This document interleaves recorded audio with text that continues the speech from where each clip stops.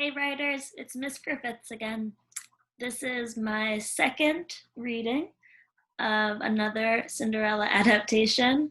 This is another one I really like. It's called Prince Cinders by Babette Cole.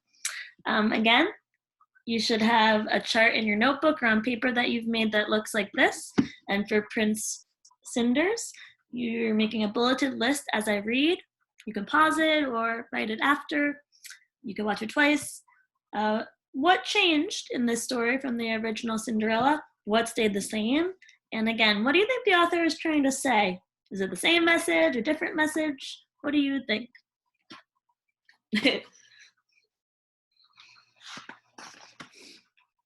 Courage and Tesco.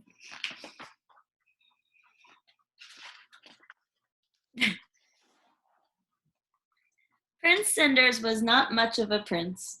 He was small, spotty, scruffy, and skinny. He had three big, hairy brothers who were always teasing him about his looks. They spent their time going to the palace disco with princess girlfriends.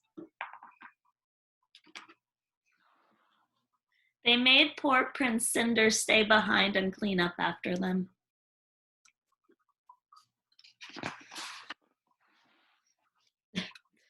When his work was done, he would sit by the fire and wished he was big and hairy like his brothers. One Saturday night, when he was washing the socks, a dirty fairy fell down the chimney. A lot of awesome alliteration in this book. All your wishes shall be granted, cried the fairy. Ziz, ziz, boom, tick, tack, ta. This empty can shall be a car. Biff, bang, bong, bo, bo, bo. To the disco you shall go. This can't be right, said the fairy. Toe of rat and eye of newt, your rags will turn into a suit. Drat, thought the fairy, I didn't mean a swimsuit. Your greatest wish I shall grant to you. You shall be big and hairy too. Any predictions, guys? Prince Cinders got big and hairy, all right. Rats, said the fairy. Wrong again, but I'm sure it all wears off at midnight. Prince Cinders didn't know he was a big hairy monkey because that's the kind of spell it was. He thought he looked pretty good. Uh-oh. This is my favorite illustration. So he went off to the disco. The car was too small to drive, but he made the best of it. But when he arrived at the Rock and Royal Bash, he was too big to fit through the door. He decided to take the bus home. A pretty princess was waiting at the stop. Wait!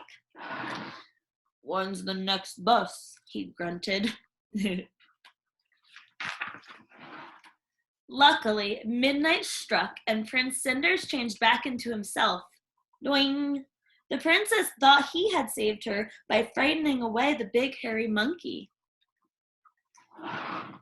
Wait, she shouted, but Prince Cinders was too shy. He even lost his trousers in the rush. The princess was none other than the rich and beautiful Princess Lovely Penny. She put out a proclamation to find the owner of the trousers. The Princess Lovely Penny decrees that she will marry whoever fits into the trousers lost by the prince who saved her from being eaten by the big hairy monkey. Fitting sessions begin today. PL. Every prince for miles around tried to force the trousers on, but the trousers refused to fit any of them. Of course, Prince Cinders' brothers all fought to get into the trousers at once. Let him try, commanded the princess, pointing at Cinders. They won't fit, that little squirt, sneered his brothers. But they did. Princess Lovelypenny proposed immediately.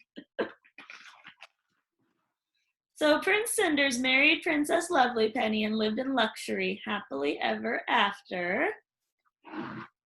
And Princess Lovelypenny had a word with the fairy about his big hairy brothers,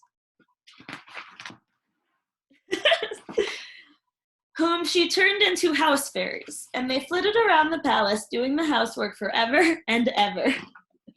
The end.